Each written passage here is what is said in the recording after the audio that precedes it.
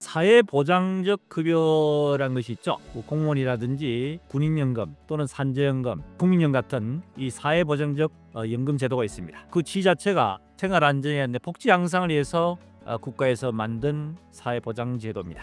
자, 이런 사회보장적 급여를 받던 분이 제3자 불법행위, 특히 교통사고에 의한 피해를 입었을 때 그로 인해서 사망을 했을 때 이분이 사고가 나지 않았더라면 계속해서 연금을 수령하고 있었겠죠. 사고로 인해서 사망을 하게 됐다. 사망이 되면 이제 유족연금이라는 것이 나옵니다. 그럼 유족연금 외에 다른 피해 보상이 없을 것인지 여기에 대해서 한번 알아보겠습니다. 공무원을 한번 예를 들어보겠습니다. 공무원이 이제 퇴직을 했습니다. 그래서 퇴직연금을 받고 있다가 교통사고로 이제 사망을 했단 말입니다. 사망을 하게 되면 이제 유족연금이 나옵니다. 이분이 사고가 나지 않았으면 퇴직연금을 계속 살아계실 동안에 받겠죠. 근데 이제 사망을 했단 말입니다. 그러면 사망으로 발생할 수 있는 일시퇴직연금이 있겠죠. 사망으로 인해 가지고 유족연금으로 바뀌는데 일시퇴직연금에 대한 부분은 상속재산이 됩니다. 그래서 상속재산이 되면은 이제 상속권자 있겠죠. 예를 들어 배우자하고 자녀 두 분이 있다 합시다. 이분이 사망을 하게 되면 유족연금을 받게 되는 유족연금은 공무원 연금법상에서 유족연금 대상되는 사람은 수권자가 배우자한테만 갑니다. 그 배우자가 그대로 이제 유족연금을 수권자로서 평생 받게 되는데 그러면 나머지 상속권자들에 대한 부분이 발생하겠죠. 퇴직을 받다가 사망이 되면은 그 퇴직연금 자체에 대한 일시퇴직연금은 상속재산이 됩니다. 그래서 상속재산에 대한 부분은 상속권자들이 지분이 있겠죠. 배우자 목도 있고 자녀 두 분의 목도 있지 않겠습니까?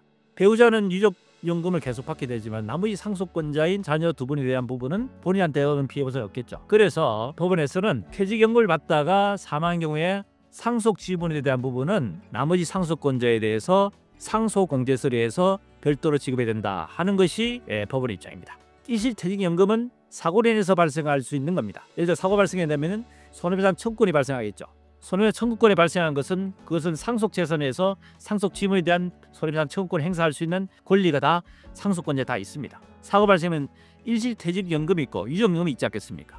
그런데 일시퇴직과 유족연금은 동일한 목적의 손해이기 때문에 이것은 아까 말씀드린 배우자한테 단독으로 하였는데 일시퇴직연금은 상속재산이기 때문에 상속지분에 대한 부분은 그대로 상속권자에 남아있다는 이야기입니다. 아시겠죠? 그래서 퇴직연금에 대한 부분은 이분이 사고가 발생하지 않았다면은 이 망인이 살아계셨다면 발생할 수 있는 여민기간 동안에 발생할 수 있는 그 퇴직금에 대한 일시수익액을 상속 지분에 따라서 배우자의 자녀 두 분 있다면 배우자 7분의 3, 자녀 두 각각 7분의 2씩에서 7분의 4에 대한 부분에 대한 것은 상속 지분 자녀한테 상속재산 발생이 되고 배우자는 유족연금을 받기 때문에 일시퇴직연금과 유족연금은 서로 동일한 목적이기 때문에 서로 상계되다 보니까 유족연금으로 받으시면 된다는 얘기입니다. 결론적으로 공무원이 퇴직연금을 받다가 사망한 경우에 있어서는 유족연금을 받는 배우자 몫은 놔두고 나머지 자녀분들에 대한 일시퇴직연금에 대한 부분은 상속 지분으로서 별도로 보상받을 수 있고 이것을 자동차번호로 청구할 수 있다 하는 내용의 결론을 말씀드립니다. 조금 어려울 수 있지만은 좀 쉽게 설명도 한다고 말씀드렸지만은 혹시 이해가 될지 모르겠습니다.